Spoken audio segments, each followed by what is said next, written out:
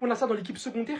Le Castilla a terminé le match du Real Madrid. L'équipe secondaire a terminé. Alors que le Real Madrid menait 2-0 d'office. Et c'est du jamais vu. À 30 minutes avant la fin du match, regardez tous les entrants. Que des joueurs de l'équipe secondaire. Vous rappelant qu'on n'est pas premier du classement. Hein. Mais voilà que tout comme il a lancé Pitarch en Ligue des Champions contre City lors des 8e, Yanez fait aujourd'hui partie des entrants pour le Real Madrid. Sans aucun complexe, 10 minutes après son entrée, il se positionne devant la surface, envoie un long centre pour venir déposer le ballon sur la tête de Huijsen, qui va venir finir tranquillement. 10 minutes après, Aguado, juste devant Thibaut Courtois, en pleine surface, qui vient sortir ce tacle qui empêche son vis-à-vis de tirer. Quand on vous dit qu'on sait pertinemment depuis très longtemps maintenant, considérant par-dessus Palacios et tous ces joueurs-là qui méritent tellement de jouer depuis très longtemps, Nico Paz qu'on a envoyé à Como, tous ces joueurs qui ont la arme de jouer, qui sont capables de faire de la vraie concurrence à certains de nos joueurs qui considèrent leur position comme trop acquise. Ces mecs-là ont la vraie volonté de jouer pour le Real Madrid. Ils ont tellement du talent.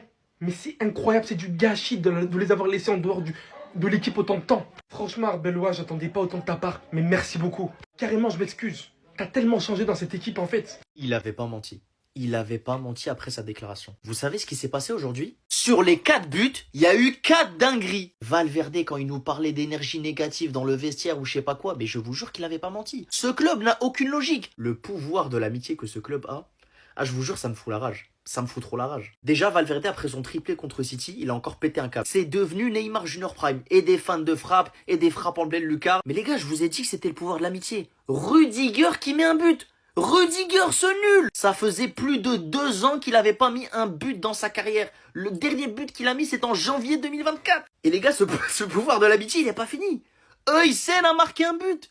Huijsen. Ça l'appelait Saddam Hussein il y a encore 3 heures. Il met un but de la tête et il célèbre comme si c'était le meilleur défenseur du monde. Comme si c'était Sergio Ramos Prime. Puis après, t'as le but de Güler à la toute fin du match. Le mec, il avait marqué un but contre son camp juste avant.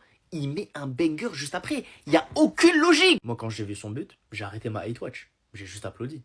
Non mais là, arrêtez tout. C'est qui ce mec? On avait complètement perdu espoir envers cette équipe du Real Madrid. Face à Manchester City, personne n'y croyait. Le gars, il est venu, il a claqué un triplé. Et aujourd'hui, face à Elche, 17ème du championnat, il y en a qui diront, oh, c'est facile de gagner face à eux. Eh ben non, les amis, au match aller, on avait fait 2-2, on n'avait pas gagné. Et même aujourd'hui, on a vu à quel point c'était compliqué de se créer des occasions de part et d'autre. Pendant les 20-25 premières minutes, Elche essayait de garder le ballon dans les pieds. Ils étaient pas du tout en panique pendant nos pressings. Tout ça sans être forcément en danger. À la 39e minute, on obtient un coup franc devant la surface. Vinicius fait la passe à Valverde, qui enchaîne ensuite avec une frappe comme on le connaît. La frappe est repoussée par le gardien et ça revient sur notre cher Rudiger. Il enchaîne avec un tir. Magnifique but. Et encore une fois, Valverde est à l'origine. Sauf qu'à la 44e minute, les amis, il a encore voulu nous choquer. Il récupère le ballon dans le camp du Real Madrid, part jusqu'à devant la surface d'Elche, passe en profondeur pour Fran Garcia. Ce dernier lui redonne la balle et Valverde se retrouve devant la surface, les amis. Et là, comme vous pouvez le voir, il dégaine un tir avec son pied gauche. C'était une feinte. Et c'est là qu'il enroule du pied droit. Je savais qu'il était fort, mais là, il est en train de nous montrer autre chose. Je sais pas si on se rend compte, mais il est désormais à 19 GA. Et dans ce rôle d'électron libre, il est juste parfait. Maintenant, la crainte de tout le monde, c'est au retour de Jude Bellingham et Kylian Mbappé. Comment on va faire? Est-ce que Valverde aura toujours cette liberté qu'il a? Moi, je pense pas. Avec un Jude Bellingham dans les pattes, ça va être très compliqué. Et cette liberté qu'il a aussi, il le doit à Thiago Pitarch d'une part, parce que grâce à lui, il est un peu soulagé du travail défensif, étant donné que le petit du début jusqu'à la fin, il ne cesse de cavaler. Et juste derrière là, on a Tchouaméni qui a sorti un match de patron encore une fois. Très gros match de la part de Fran Garcia aujourd'hui, qui est auteur d'une passe D. On a Dean Huijsen qui marque à la 66e minute sur une magnifique passe de Yanez. Et d'ailleurs, en deuxième mi-temps, ce que j'ai aimé, c'est que Arbeloa a énormément fait tourner à presque tous les gamins de la Castilla qui sont rentrés.